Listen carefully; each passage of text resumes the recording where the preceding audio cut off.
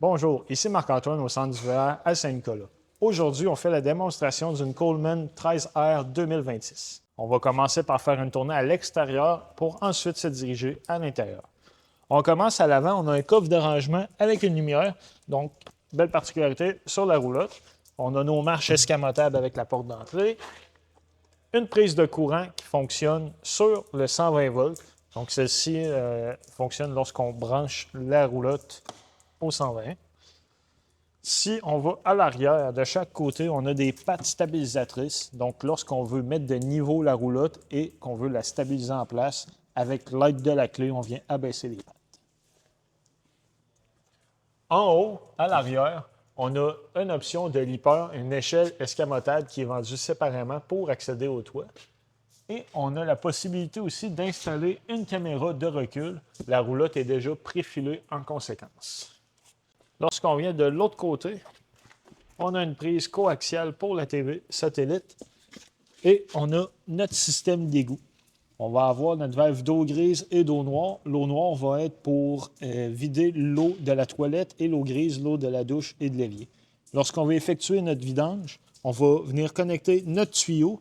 On va toujours ouvrir la valve d'eau noire en premier. Quand celle-ci est vide, on va ouvrir la valve d'eau grise pour venir rincer notre robinetterie. Quand on a terminé, on referme les valves et on remet notre cap. Le fil qui vient avec l'unité est fixe. Donc, lorsqu'on a terminé, on vient simplement le rentrer à l'intérieur. C'est un fil 30 ampères, 120 volts. On a notre chauffe-eau qui fonctionne seulement à l'électricité avec notre anode qu'on vient insérer pour caper le trou. La prise d'eau pour l'eau de la ville ou du camping. Et on a notre emplacement pour remplir le réservoir d'eau fraîche. Donc, lorsqu'on veut marcher en mode autonomie, on remplit notre réservoir et à l'intérieur, on peut activer notre pompe à eau. À l'avant, on a un endroit pour mettre un bac ainsi que des batteries. On a le choix de mettre une ou deux batteries, tout dépendamment de nos besoins. Et la patte pour l'attelage. Dirigeons-nous à l'intérieur. Sur le mur, on va avoir notre contrôle principal d'unité. Donc, on a différents boutons pour voir le niveau autant de notre batterie, des réservoirs d'eau fraîche, eau noire et eau grise. On a l'interrupteur pour actionner la pompe à eau. Donc, lorsqu'on veut marcher en mode autonomie et avoir de l'eau à l'intérieur, on vient l'activer. Très important, quand on a terminé de se servir de l'eau, on vient la remettre à off. On a l'interrupteur pour ouvrir et fermer l'auvent, ainsi que la lumière de l'auvent. Au bout, on a notre système de chauffage, donc un foyer électrique qui fonctionne sur le 120 volts. On peut ouvrir et fermer les flammes ainsi que décoller le chauffage indépendamment. Dans la salle de bain, on a notre interrupteur pour décoller le chauffe-eau électrique ainsi que prise de courant 120 volts. La toilette pour flusher fonctionne au pied, donc on vient appuyer directement là.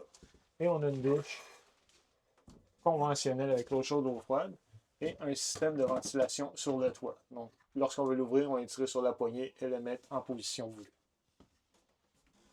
Maintenant, dans la cuisine, on a notre évier avec l'eau chaude, l'eau froide, un micro-ondes conventionnel, le fan pour la cuisinière avec la lumière. On a une plaque induction, donc très important, on doit avoir la vaisselle, les chaudrons qui sont conçus à cet effet. On a un réfrigérateur qui fonctionne sur le 120 volts, juste ici. Prise de courant 120 volts avec le breaker reset. Donc, si jamais on n'a plus de courant dans l'unité, on vient voir, s'assurer que le bouton est bien enclenché. L'air climatisé qui fonctionne 120 volts. Donc, on peut l'ouvrir, fermer, gérer les différents modes. Donc, fan, dry, cool, automatique et gérer la puissance des fans. Au bas ici, on a un interrupteur. AC pour air climatisé, fireplace pour le foyer électrique. On ne peut pas faire marcher les deux en même temps.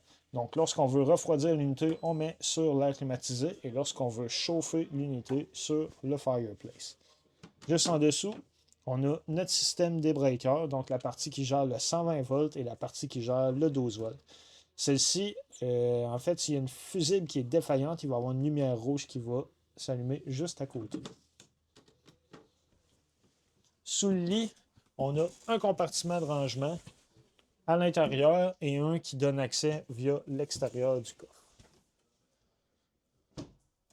Dans l'unité, on a une pochette dans laquelle on va retrouver tous les manuels d'utilisateur. Donc, pour le réfrigérateur, le micro-ondes, air climatisé, si jamais on a des questions ou quoi que ce soit, on peut toujours s'y référer. Merci.